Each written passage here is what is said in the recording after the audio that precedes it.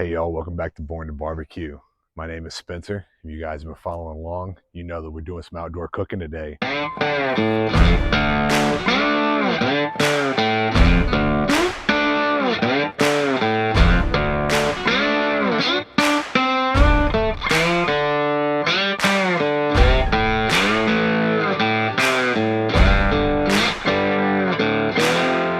We've got a nice fresh pork tenderloin. Got these picked up from Costco.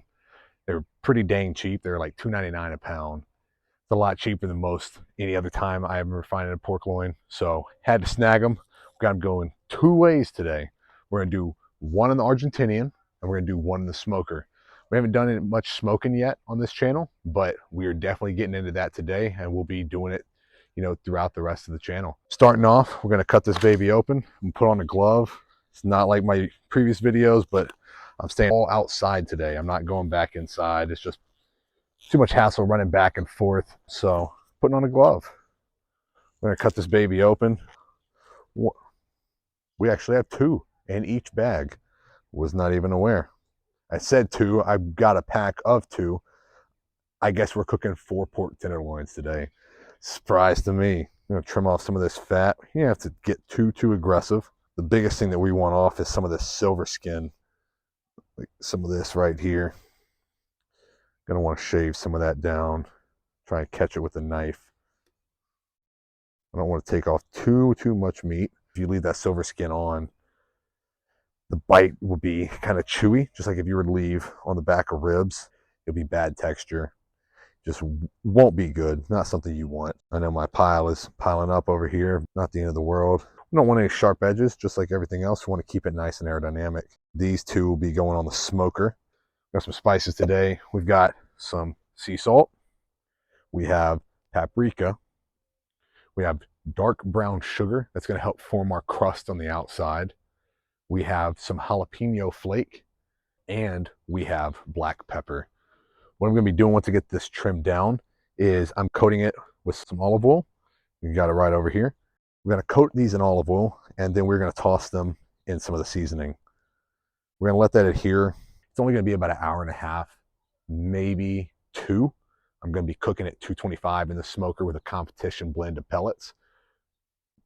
We're looking for an internal temperature of approximately 145. We're going to pull them around the 140 range because we are going to get a few degrees of overcook, and pork is quite temperamental, especially when you're talking a lean cut like a tenderloin. Like, you got a little bit of fat in there, but because I'm trimming some of it off, we're not talking a whole lot of fat. It's not going to be like a pork butt. You bring it to 200. This is a lot more temperamental. It's, to me, it cooks similar to a steak. Like, I like my steak medium rare. My wife likes hers more on the upper end of medium. There's a big difference between a medium rare and a medium well, and it's not that large of a temperature difference. This is very similar. What's going to end up happening if you let it cook to 145 and then pulling, you run the risk of not getting a nice juicy cut, and that's not something we want. All right, so we're going to drizzle a bit of oil on these. Up to you what type of oil you like to use. I happen to have some olive oil laying around, so we're going to be getting these guys all nice and greased up. You can go with as much or as little as you'd like. I'm going to go with a little bit heavier application. Want to get that rub to stick as well as it can, and we're going to dust some of this on. I've got to get some more, like I said, because I did not grab enough. I didn't realize there were 2. I thought it was one gigantic one in here.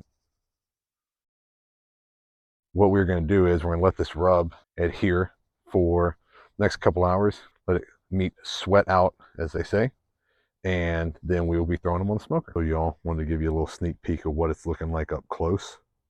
This is after that rub has really got to sweat it out a bit and really adhere to the meat. Remember, we use an olive oil binder on this.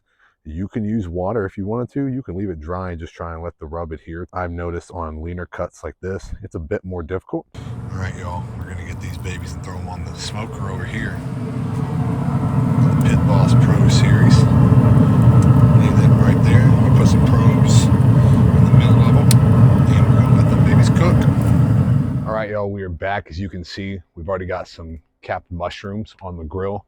We've got the fire going pretty good. We're about 120, 125 degrees on the pork loins that we put inside the smoker.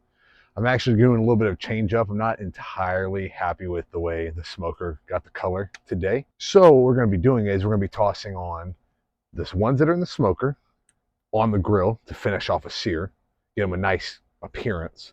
And then what we're also going to be doing is, I told you we're doing these 2 ways. We have a marinade mix that I picked up from my local grocery store. It is very, very teriyaki. Marinated it for a couple hours now, nothing too crazy. These smaller cuts tend to dry flavor in pretty quickly, so we didn't want it going in and sitting overnight. You could if you wanted just an extremely strong flavor in there. It's not something I wanted to go for. I want it more as a subtle undertone where it's not just so wildly overpowering. We're gonna get those other ones and we're gonna toss them on the grill.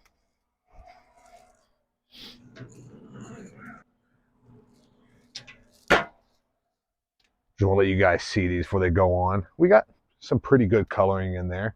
You can see we got some smoke coming off of it. It's pretty dang cold today. We're going to strategically place these in some hot spots on the grill. The thing about working with this Argentinian is every single time you fire it up, it's going to react differently. So it's something that I've been trying to work with every single time to get a little bit better at each time, because if I can try and get my fire going the same way each time, I can get a better cook that'll be more consistent. I hope you guys can hear that sizzle. Wow. Oh, get this last guy. Toss him on right here. Move these up a little bit. These gloves are not insulated. I just like to live life dangerously. Get those up a little closer to the fire. And then we are going to drop the grate. Just bring it down a little bit closer. Get that cook going. And we're going to get this thing rolling. All right, y'all. Look at these babies. The mushroom caps are cooking. Got the teriyakis in the back. And then we got the homemade rub right up here in the front. These things are finishing up.